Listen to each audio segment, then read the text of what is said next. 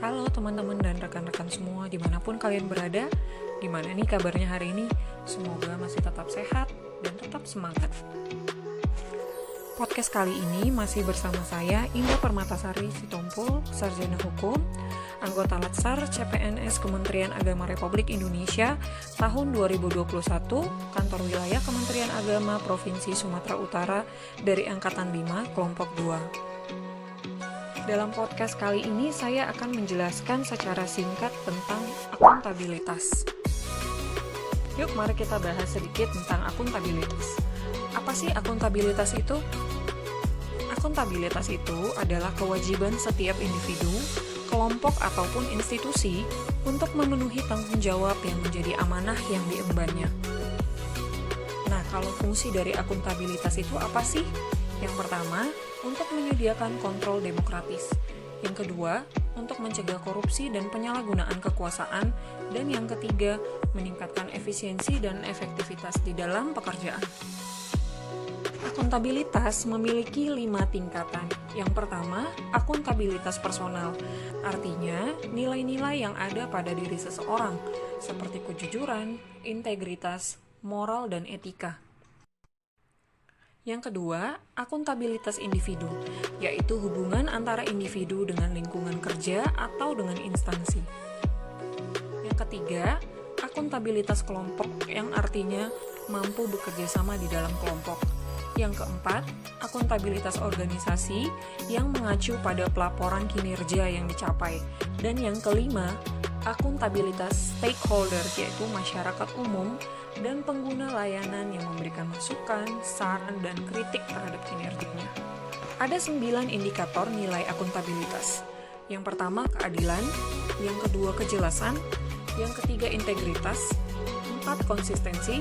5, transparansi. 6, keseimbangan. 7, kepemimpinan. 8, kepercayaan. Dan yang ke-9, tanggung jawab. Untuk menjadi seorang ASN yang akuntabel, kamu harus bisa menjalankan nilai dari akuntabilitas itu. Nah, lumayan banyak sih, tapi bisa dengan cara gampang kita singkat menjadi Bilan Jelasin Transparansi Bank Tim Cagung. Nah, singkatan itu bisa mempermudah kamu untuk mengingat apa saja indikator nilai akuntabilitas. Dari segi jenisnya, akuntabilitas terdiri dari 2 macam.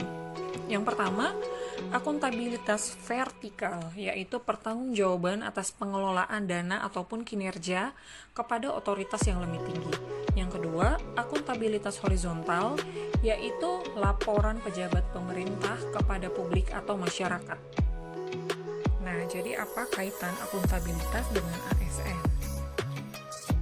Dengan memahami apa itu akuntabilitas, ASN diharapkan mampu memahami nilai-nilai dasar dengan menerapkan konsep akuntabilitas serta mengaktualisasikannya di dalam pekerjaan maupun kehidupannya sehari-hari.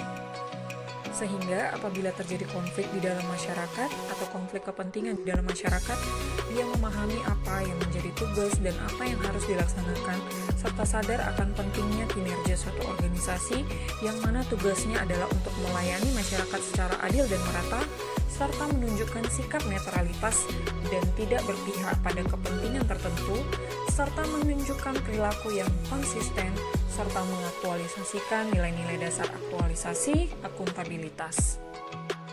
Dengan mengetahui apa itu akuntabilitas, diharapkan kita mampu menjadi ASN yang akuntabel, yang mampu mengambil pilihan yang tepat ketika terjadi konflik kepentingan di dalam masyarakat, tidak terlibat dalam politik praktis, melayani warga negara secara adil, dan konsisten dalam menjalankan tugas dan fungsinya.